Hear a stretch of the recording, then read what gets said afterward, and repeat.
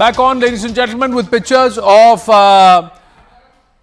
Sonia Gandhi, the former UPA chairperson, who is now reached Parliament. So these are pictures of Sonia Gandhi arriving in Parliament for the photo op.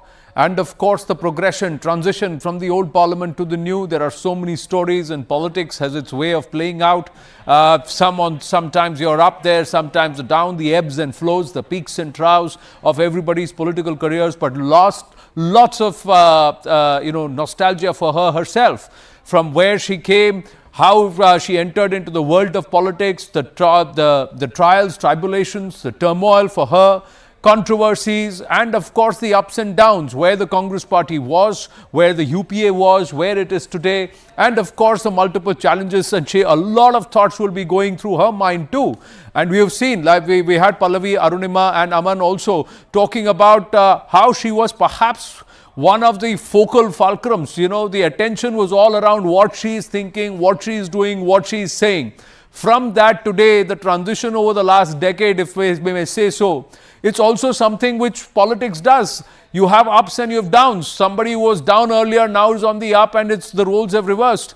And there will be a lot of thoughts. You were talking about Sonia Gandhi herself, Pallavi and Arunima, that the UPA chairperson held such sway during those periods that everybody would look to her.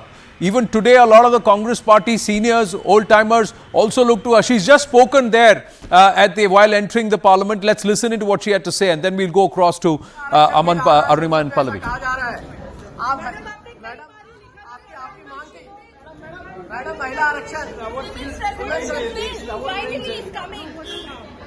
Reservation Bill. अपना है। आपने कई बार लिखा भी था मोदी सरकार। Madam, महिला आरक्षण बिल आ रहा है संसद में, ऐसा कहा जा रहा है। मैडम आपकी मांग थी। मैडम, महिला आरक्षण रिजर्वेशन बिल अपना है। आपने कई बार लिखा भी था मोदी सरकार। मैडम, महिला आरक्षण बिल आ रहा है संसद में, ऐसा कहा जा रहा है। मैडम आपकी मांग थी। मैडम, महिला आरक्षण reservation bill.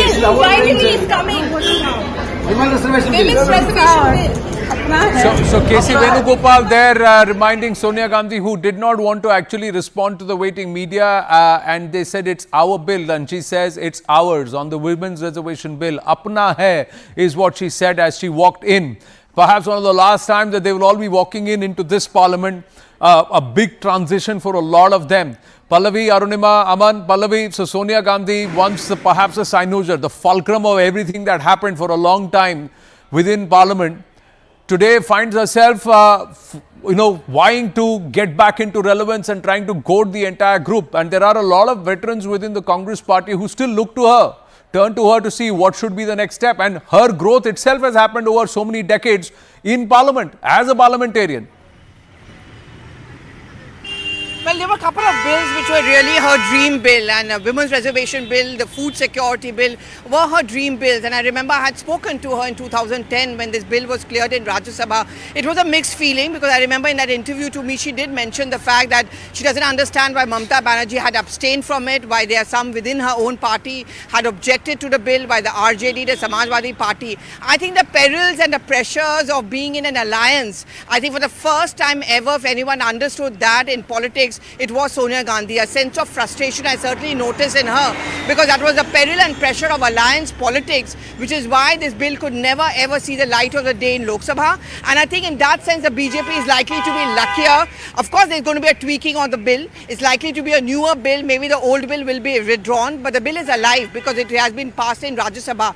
But I think the messaging which the Prime Minister will also make is, we are not going to succumb under any pressure of alliance. We are going to ensure that the bill is passed. If there's a will, there is a way.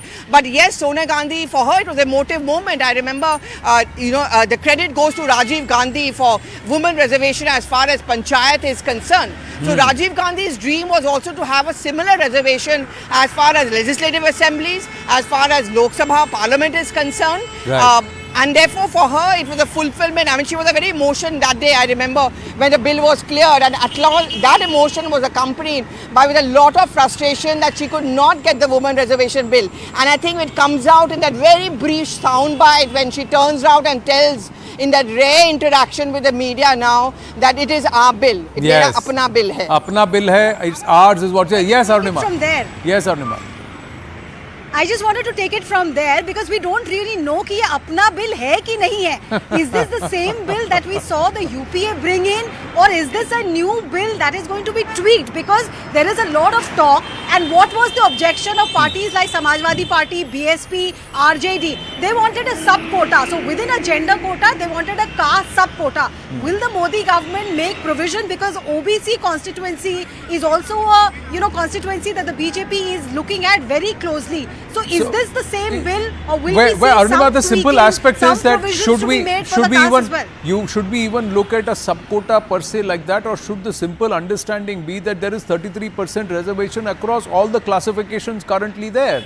So irrespective of whether it's a SC/ST quota, if it's a reserved seat, however it is, whatever be the seat, there has to be a 33% reservation for whichever caste community that seat is reserved to, because backward classes include both men and women. So it's just a simple understanding of this, and it could be done on a rotation basis, that the constituencies could keep rotating rather than being permanently situated. So that's another way of looking at it, rather than saying quota ke andar quota plus sub quota, etc. It's just that across the board, whatever classifications are on, and that is another way perhaps the government can also present it, saying what we have done is that we have secured 33% reservation for women across the board. That's all. Absolutely. See, as Pallavi was saying, Anand, that the UPA couldn't push the bill due to coalition compulsions. It could not convince its own party members, it could not convince the SP and the RJD. Now the Modi government is clearly saying that, look, this is a full majority government, we've been able to bring all parties on board. When it comes to changes in the bill, as we're saying, will it be a upgraded, comprehensive version of the UPA bill? There are 2-3 elements there. First element is that the UPA's bill only covered the Lok Sabha and the legislative assemblies. It did not cover the Rajya Sabha and the legislative councils. So there is a lot of talk that will the BJP now make it a comprehensive bill also covering the Rajya Sabha and the legislative councils in states. Second point is that the earlier UPA bill said that out of the SC/ST seats in parliament, 33% of them will be reserved for SC/ST women candidates. Will the BJP also include the OBC candidates in that and reflect the OBCs also in that? That is the second point which is being talked about. And will that be different? And of course, the third point is that will this bill, if it is passed in the current session of parliament, become a reality on the ground? Some people say it could be 2024 Lok Sabha. That is why the government is bringing it now, because it wants to change the politics in 2024. The other the other theory is that because delimitation is scheduled for 2026, this could happen actually after 2026, and we could see the first election in 2029 when 33% women reservation is rolled out. We have to wait for the final draft of the bill and the fine in print this of the bill current once we scenario get it, with 6 months to go, about it. 6 months to go for Lok Sabha 2024, most of the parties would not even have candidates, appropriate candidates.